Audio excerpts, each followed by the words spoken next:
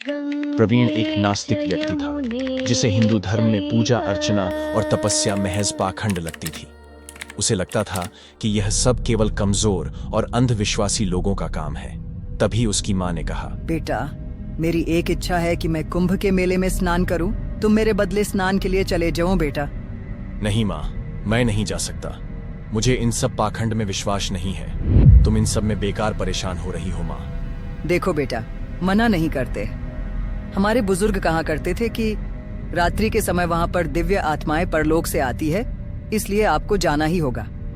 माँ के बार बार कहने पर वह अनमने मन से रात के 2 बजे कुंभ मेले की ओर चल पड़ा।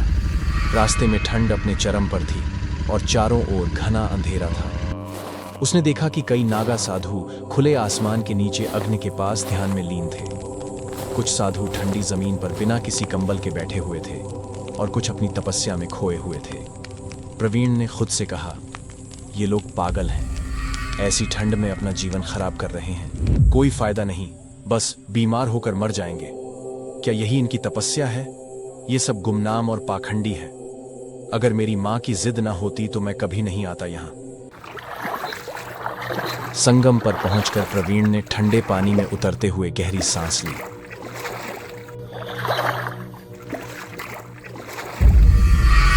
तभी उसकी नजर किनारे पर बैठी एक सुंदर स्त्री पर पड़ी।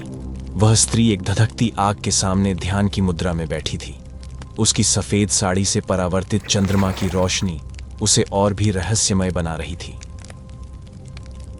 प्रवीण उसकी ओर ध्यान से देखने लगा। उसके होंठों पर हल्की मुस्कान आ गई। वह थोड़ा आगे बढ़ा, हंसी वाली अंदाज में कहा, अरे मैडम, आप भी इन नागा साधुओं की तरह इस आग के सामने तपस्या कर रही हैं? इतनी सुंदर होकर भी आप इन अंधविश्वासों में पड़ी हैं? आप जैसी स्त्री को तो जीवन के सारे सुख मिलने चाहिए। अगर आपको कोई सुख देने वाला नहीं मिला तो मैं हूं ना, मैं आपकी जिंदगी बदल सकता हूं। आप सिर्फ एक बार आदेश देकर देखो। तभी स्त्री ने धीरे धीरे अपनी आंखें खोली।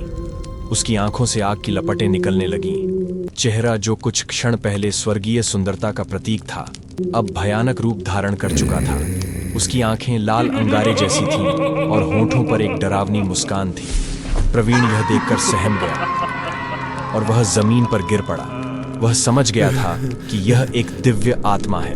वह कांपते हुए उसने हाथ जोड़कर बोला, हे देवी, मैं आपको गलत समझ बैठा। मुझसे भूल हो गई। कृपया मुझे क्षमा करें। मुझे जीवन में दूसरों पर टिप्पणी करने का कोई हक नहीं था। स्त्री अचानक शांत हो गई। उसका चेहरा फिर से सुंदर और सौम्य हो गया। वह अब एक साध्वी के रूप में नरम लेकिन गहरी आवाज में कहा, तुम जैसे लोग हमेशा यह समझने में असफल रहते हो कि तपस्या और साधना केवल पाखंड नहीं है। यह एक ऐसा मार्ग है जो आत्मा को ऊंचे स्तर पर ले जाता है।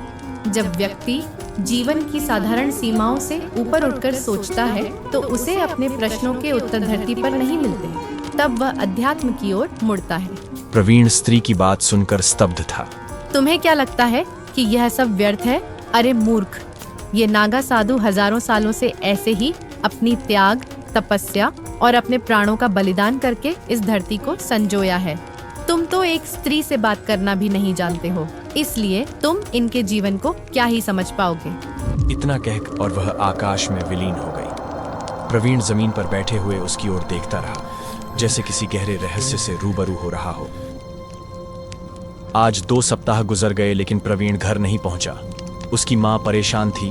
उसने पुलिस को इन्फॉर्म किया पर उसका कोई सुराग नहीं मिला। अगले साल उसकी बूढ़ी मां कुंभ मेला घूमने आई तो देखा कि नदी के किनारे एक नागा साधु बैठा था, जिसकी आंखों से लाल खून निकल रहा था। उसने जब पास जाकर देखा तो वह कोई और नहीं बल्कि प्रवीण था।